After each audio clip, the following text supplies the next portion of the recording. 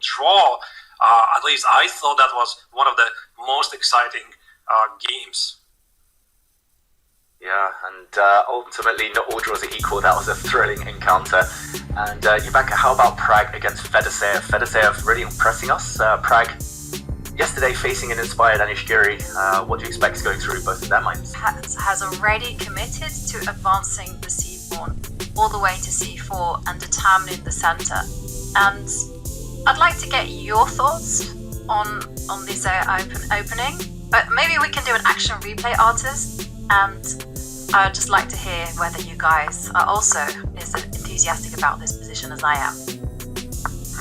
Yeah, so this is the Tarash defense with c5. I'm mainly myself an e4 player, but definitely, Jovi, I have played my fair share of d4 move, and I'm not really sure how to categorize the Tarash defense itself. What kind of reputation does it have? Because I very clearly remember this quote by one of the German grandmasters, Alexander Donchikov, who said, if your opponent plays the Tarash defense and you get to Fian, get to your Lasco bishop on g2, you don't really need to study any theory because any position gives you an advantage. But the question is, David, is this really so simple? Can White easily get the bishop on g2, apply some pressure? Because from what I can tell here, Praggnanandhaa definitely is a very big opening expert, and he decided to play the straightforward bishop g5 and develop the Lasco bishop on f1 a6 diagonal. Yeah, and I actually think his preparation is going to go on for quite a lot longer, Praggnanandhaa. This is actually a rare branch of the Tarash defense. You mentioned, Artis, that usually White just wants to play very positionally. Usually there might have been an exchange of White's d pawn for black c pawn, for example, g3, bishop g2 is kind of the standard main line, can be reached from the Reti, the English opening, by various different transpositions. So that's the trendy stuff, but bishop to g5, followed by what's happened in the game, c4, this kind of Tarot-Khan-esque pawn structure that Yubaka is referring to. c4 is very ambitious, avoiding any isolated queen's pawn, but now after queen takes bishop, which I'm assuming is the most natural move, very strange to see Fedoseev spend nearly 9 minutes, because I think 99% of the world's population of all levels would just take back this bishop with the queen. But if I remember correctly, it's been a while, I think White will play queen to a4 check in that position, and Black does have a dilemma.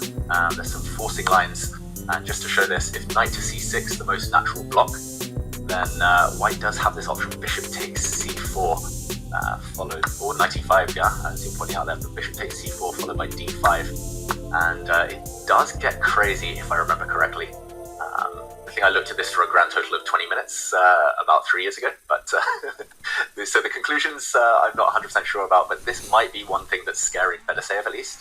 And likewise, if Black had blocked with a knight on d7 a couple of moves back.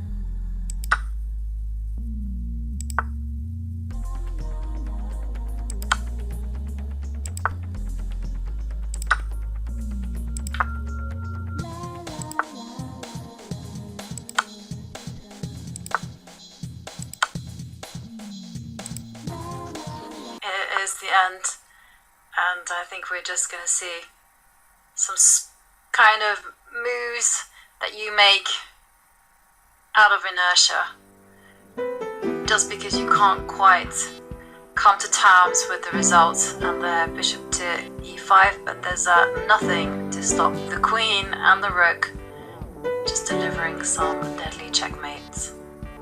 I mean, last time I checked, White has an extra queen. So for a bishop and 3 pawns, so I think here Pragg is just gonna figure out what's the cleanest way to win. I'm wondering, do we give up the queen on h2? Maybe it's gonna require a bit too much work, but I'm pretty sure a player of Prague's caliber is gonna figure out it very quickly. Instead he plays queen g8. I think he's gonna simply go for the mate. King h6 followed by queen f7, rook h8, since Black has no checkmate ideas, the rook on h2 always is under attack, but I think we're seeing the final moves. There are some, if king h6, queen takes f7, there is rook to g3. Oh, my queen is under attack, okay. The queen would not be defended, just to show this. Yeah, I forgot about it. That's the only trick I think Black has, and anything else will win for White. The White queen's defended now, so this, I don't know, it feels like there must be a move to tip Black over the edge. Queen g4, is there also rook to g3? But no, at the end, as you're pointing out, yeah, let's put that on the board maybe, because this would end the game immediately. And collect the rook on h2. Yeah. And I think they're about to play this, yeah. Here, and Pragg is making the move. Oof. Oh, just collect the rook. Oh, we're so bad. It's a smile from Fedoseev. As he resigns, Pragg takes the win. Wow, what a game. Nice geometry at the end there to seal things. He found a series of only moves, but ultimately he deserved that win. Fedoseev fought, but not quite hard enough. Jovanka, again, huge Pragg, bouncing back from yesterday and emphatic fashion. He played something tricky that maybe Fedoseev wasn't